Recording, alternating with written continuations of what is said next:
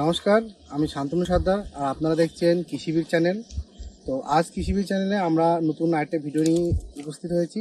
আজকের ভিডিওয়ে আমরা কুমড়ো গাছের দুটো মেন সমস্যা নিয়ে আলোচনা করব।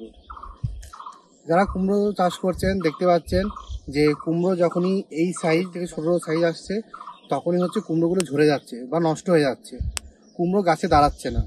তো এই সমস্যাটা আপনারা হোয়াটসঅ্যাপ গ্রুপে আমাদেরকে জানাচ্ছেন বারবার করে। এর দুটো কারণে হচ্ছে।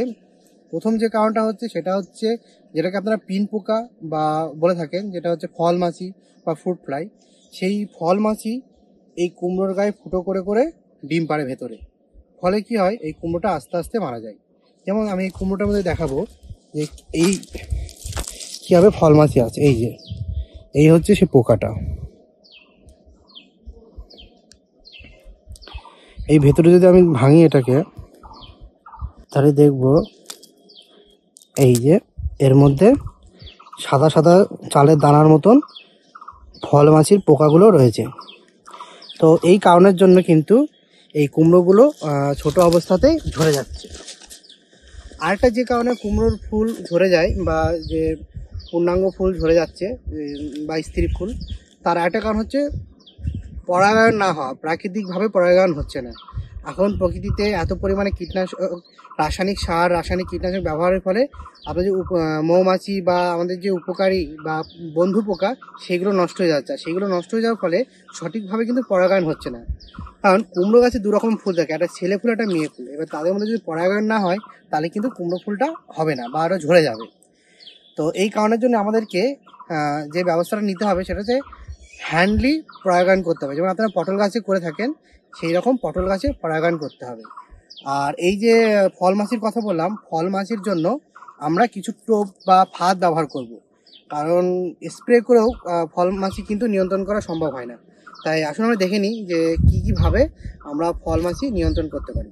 তোর ফল মাছি নিয়ন্ত্রণের জন্য আমাদেরকে 6 লিটার জলে 1.5 কেজি গুড় এবং 60 মিলি ক্লোরোপাইরিফস আর তার সাথে 20 গ্রাম ইস্ট হাইড্রোলাইসেট গুলে একর প্রতি মাঝে মাঝে, অর্থাৎ একটা মালার মধ্যে, নারকেল যে মালা হয় তার মধ্যে করে মাঠের বিভিন্ন জায়গায় রেখে দিতে হবে।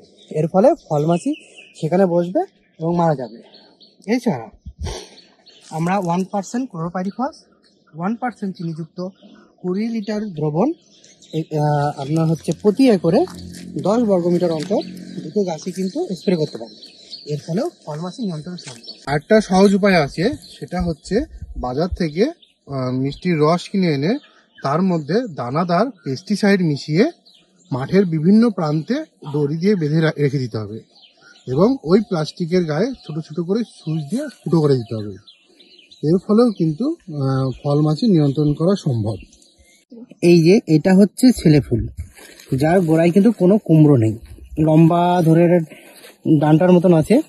আর এর ভেতরটা আমরা যদি আমি ফুলটা তুলে নিই, যদি আমি দেখাই, ফুলটাকে এইভাবে কেটে নিতে হবে। এইটা হচ্ছে পুংকেশর, পুরুষ ফুলে এটা হচ্ছে পুংকেশর। তো আর স্ত্রী ফুলটা আমরা দেখাবো।